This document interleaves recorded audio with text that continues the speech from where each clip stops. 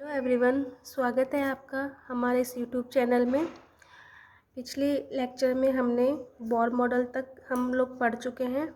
Bohr model के तीनों postulate हम लोग देख चुके हैं। आज हम बात करेंगे इलेक्ट्रॉन कक्षाओं की त्रिज्या के बारे में, कक्षीय चाल के बारे में, कि जो इलेक्ट्रॉन है वो नाभिक के चारों ओर चक्कर लगा रहा है, वो जिस कक्षा में चक्कर लगा रहा है उस कक्षा की रेडियस क्या होगी उसे हम डिटरमाइन करेंगे। तो हम लोगों ने पोस्टुलेट जो पढ़े थे बोर के, उसमें हमने ये देखा था कि जो नाभिक है, इस नाभिक के चारों ओर इलेक्ट्रॉन्स वृत्ताकार पथ पर चक्कर लगाते हैं। ठीक है, तो ये हमने बात भी की थी कि ये वृत्ताकार पथ पर ही क्यों घूमते हैं, क्यों चक्कर लगाते हैं। तो वहाँ पर हमने ये निकल के आया था कि ये जो इलेक्ट्रॉन है और नाभिक है, इनके बीच में एक फोर्स लगता है, और वो जो फोर्स है वो है कूलाम्ब आकर्षण बल। इस कूलाम्ब आकर्षण बल के कारण एक अभिकेंद्रीय बल और लगता है। ये अभिकेंद्रीय बल कूलाम्ब आकर्षण बल के बराबर होगा, यानी कि ये बैलेंस करेगा। तो हम ये कह सकते हैं कि जो कूलाम्ब बल है, कूलाम्ब आकर्षण बल है, ये कूलाम्ब बल के कारण अभिकेंद्रीय बल लगेगा। जितना कूलाम्ब बल लगेगा उतना ही अभिकेंद्रीय बल लगेगा। कूलाम्ब बल होता क्या है? कूलाम्ब बल जैसे कोई दो आवेश है, +q और ये -q, इनके बीच की जो डिस्टेंस है वो स्मॉल r है।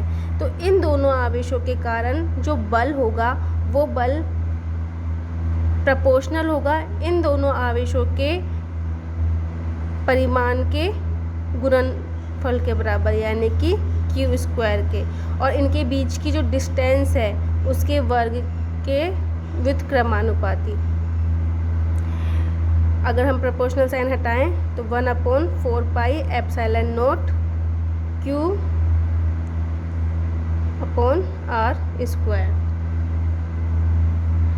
इसी तरह यहाँ पर भी, यहाँ पर नाभिक है और ये जैसे ये वाला इलेक्ट्रॉन्स है, इनके बीच में जो फोर्स लगेगा, तो नाभिक है, नाभिक पर आवेश Ze, इस पर जो आवेश है इलेक्ट्रॉन पर वो E।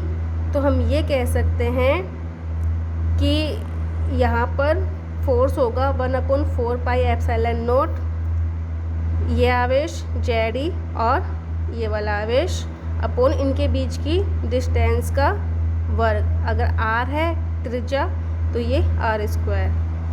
तो हम कूलाम्ब बल हमारा हो जाएगा 1/4πε0 Ze²/r², इक्वल होगा अभिकेंद्रीय बल के। अभिकेंद्रीय बल हम लोग पढ़ चुके हैं। अभिकेंद्रीय बल होता है हमारा mv²/r। तो हमारा ये फॉर्मूला निकल के आता है कि जो कूलाम्ब बल वो अभिकेंद्रीय बल के बराबर होगा। अगर हम बोर के सेकंड पोस्टुलेट की बात करें, second postulate of Bohr model, तो वो क्या था? कोणीय संवेग L बराबर mvr, वो बराबर होता है h/2π का पूर्ण गुणज, यानी कि mvr बराबर nh/2π। इक्वेशन नंबर 2 हमें निकालनी है इसकी रेडियस। ये जो ऑर्बिट है इसकी रेडियस निकालनी है। तो रेडियस निकालने के लिए हम क्या करेंगे? सबसे पहले यहाँ से इक्वेशन नंबर 2 से v का मान निकालेंगे। तो v बराबर हमारा हो जाएगा nh/2π, और m r यहाँ चला जाएगा। ये v का मान हम रखेंगे समीकरण 1 में। v का मान समीकरण 1 में रखने पर तो 1/4πε0 Ze²/r² m/r, और v का मान स्क्वायर कर देंगे हम इसका nh 2 पाई एम आर का स्क्वायर। इसे हम सॉल्व करेंगे। 1/4 pi epsilon naught Z square upon R square M upon R N square H square, square खोल रहे हैं हम, 4 pi square M square R square. R square से ये आर स्क्वायर कैंसिल हो जाएगा, एक एम से ये एम कैंसिल हो जाएगा, तो 1/4 pi epsilon naught Z square equal to N square H square 4 pi square M R. हमें आर का मान निकालना है, तो हम क्या करेंगे, क्रॉस मल्टीप्लाई करेंगे। तो Z square 4 pi square M R equal to 4 pi epsilon naught N square H square. R को छोड़ के बाकी की जो टर्म्स हैं हम इधर लेके जाएंगे।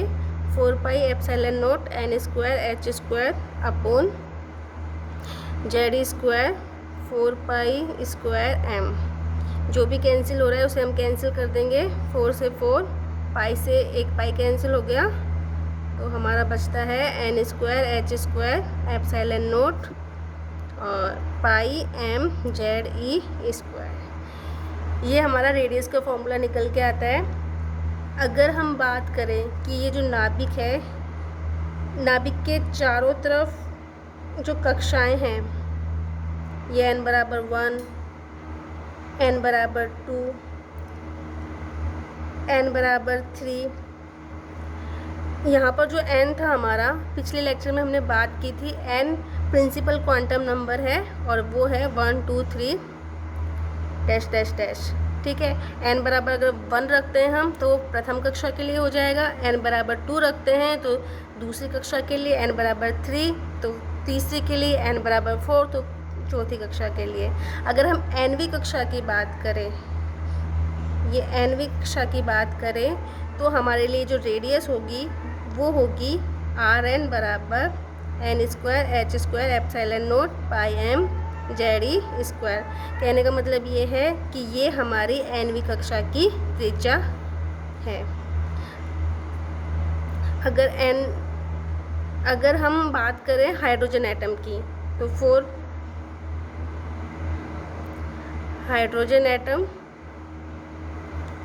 जेड बराबर 1, तो हमारा Rn हो जाएगा N square H square epsilon naught pi M E square. ये हमारा हाइड्रोजन एटम के लिए nवीं कक्षा की त्रिज्या होगी। Equation number 3, equation number 4।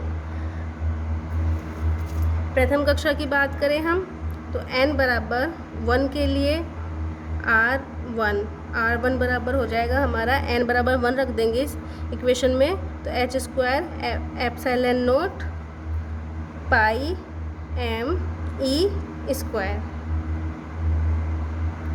और इसको हम बोल सकते हैं ए नॉट।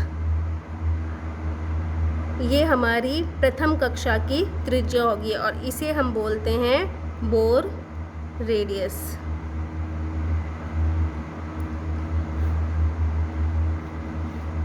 इसी तरीके से अगर हम दूसरी कक्षा की बात करें, A2 कक्षा के लिए बात करें हम, तो दूसरी कक्षा की बात करें तो n बराबर 2 रखेंगे हम, और n बराबर 2 रखने पर हमारा R2 बराबर होगा 4 H square epsilon naught pi M E square. इसी तरीके से हम n बराबर 3 के लिए निकाल सकते हैं, n बराबर 4 के लिए भी निकाल सकते हैं हम।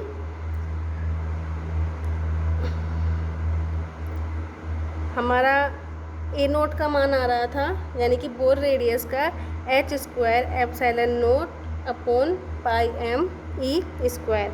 अगर ये वाली वैल्यू हम इक्वेशन नंबर 3 में रखते हैं, इक्वेशन नंबर 3 हमारी थी Rn बराबर N square H square epsilon naught pi M Z ई स्क्वायर, तो हमारा Rn बराबर हो जाएगा ये जो वैल्यू है हमारी, ये हो गई, ये एन स्क्वायर बचा, ये इसे हमने ए नोट रख दिया और अपॉन में ये जेड बचा। तो ये हमारा ये हो जाएगा, ए नोट हमारा बोर रेडियस है,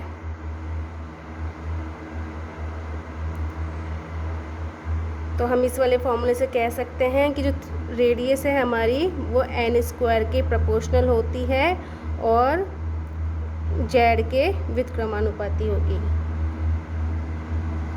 आई होप आपको ये लेक्चर समझ आया होगा। Thank you.